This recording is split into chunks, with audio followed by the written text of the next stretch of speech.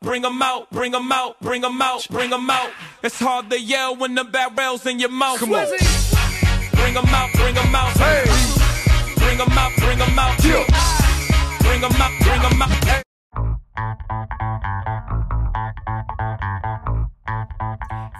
Та бүхэндээ энэ өдрийн мэндийг хүргэе. Намайг Ука Төмөр гэдэг. Өнөөдөр би хийх ёстой ажлаа хойшлуулдаг 3 шалтгаан юу вэ гэдэг сэдвээр ярих хүсэлтэй байна.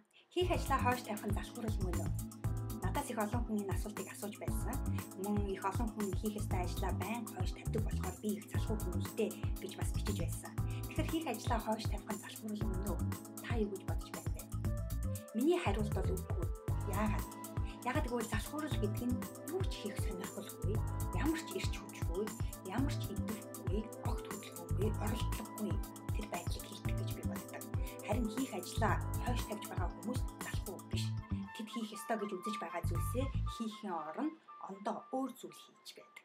Өөрөөр хэлбэл тэд нэг ажлаас зогсож нөгөөг хийж байдаг гэсэн. Эдгээр хүмүүс бүр завгүй ч байх тохиолдол их байдаг. Тиймээс ажлаа хойш тавьж байгаа хүмүүс залхуу, хөдөлгөөнгүй, идэвхгүй, оролдлогогүй хүмүүс биш, харин ч эсрэгээр нь маш завгүй ажил ихтэй хүмүүс байдаг.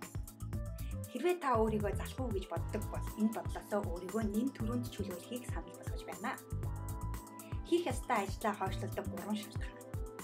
Хийх ёстой ажлаа хийх завгүй байна гэдэг нь дутуу бодож, дутуу төлөвлөж, цагаа зөв хуваарлж чадаагүй гэж бодох хэрэгтэй. Тэгэхээр хийх ёстой ажлаа хойшлуулдаг эхний шалтгаан юу вэ гэвэл чухал ажлаа тодорхойлоогүй байдаг. Үүний тулд өдөрт хийх ёстой гэж үзэж байгаа ажлуудаа чухал болон чухал бишээр нь ангилах хэрэгтэй. Тэгээд хамгийн чухал гэж үзэж байгаа ажил яагаад чухал вэ? Энэ ажлыг хийснээр ямар үр дүнд хүрэх вэ гэдгээ тодорхойлох хэрэгтэй. Энэ бүгдийг тодруулаагүйгаас болж эргэлзээ өөрсч анхаарал сарндаг. Харин юу хийх ёстой, яагаад хийх ёстой гэдгээ маш сайн тодруулснаар тухайн ажлыг хойшлуулахгүй хийж тусгадаг. Үүний тулд өөртөө өргөлж бодох цаг, аман ажлаа бичиж төлөвлөх цагийг гаргаж байх хэрэгтэй. Бичиж бодож байх тохиолдолд өөрийгөө тухайн ажлыг хийж байгаагаар төсөөлж чаддаг. Төсөөлөл маш чухал гэдгийг бид бүгдээрээ мэднэ. Хийх ажлаа хойш тавьдаг 2 дахь шалтгаан юу вэ гэвэл шийдвэрээ гаргаагүй байдаг. Ямарваа ажлыг хийх шийдвэр гаргаагүй тохиолдолд ихэвчлэн хойшлуулдаг. Өөрөөр хэлбэл хэрвээ та ямар нэгэн ажлыг хойш тавьж байгаа бол өөрөөсөө тухайн ажлыг хийх шийдвэрээ би гаргасан уу гэдэг асуултыг асуух хэрэгтэй. Энэ тохиолдолд ихэвчлэн шийдвэрээ гаргаагүй байдаг. Тиймээс шийдвэрийг яг одоо гаргах хэрэгтэй.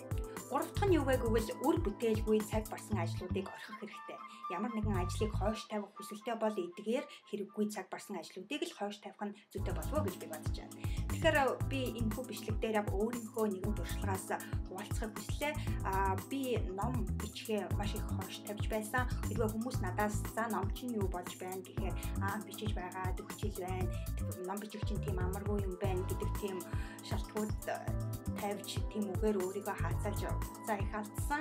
Тэгээд би юу хийсэн бэ гэвэл сая өнгөрдөг 12 сард би ном амжилтын тайран гэдэг ном бичиж байгаа гэдгийг өөрийнхөө блогороо, имэйлээрээ, Facebook, Twitter-ээрээ зарласан.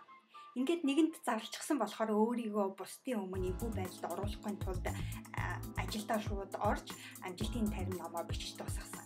Амжилтын тайран номыг маань Тэнгис 2 номын зохиолч Тогтхын очхүү редакторч сая дууссан. Тэгээ очхуудаа маш их баярлж байгаагаа илэрхийлж байна.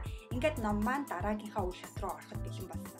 Тэгэхээр та хийх ажлаа хойшлуулж байгаа бол мөн ялгаагүй надтай ижилхэн Facebook, Twitter-ээрээ эсвэл таньдаг хүмүүстэй ажлынхандаа зарлаад үзээрэй. Жишээлх юм бол өнөөдрөөс би ажил дээрээ тамхи татахгүй гэдгээ ч юм уу те. Эсвэл би өнөөдрөөс дасгал хийж эхлэнэ гэдэг ч юм уу. Тэгэхээр энэ тактик надад их тус болсон. Тэгэхээр юмыг яаж мэдхөө тань ч бас тус болж магадгүй.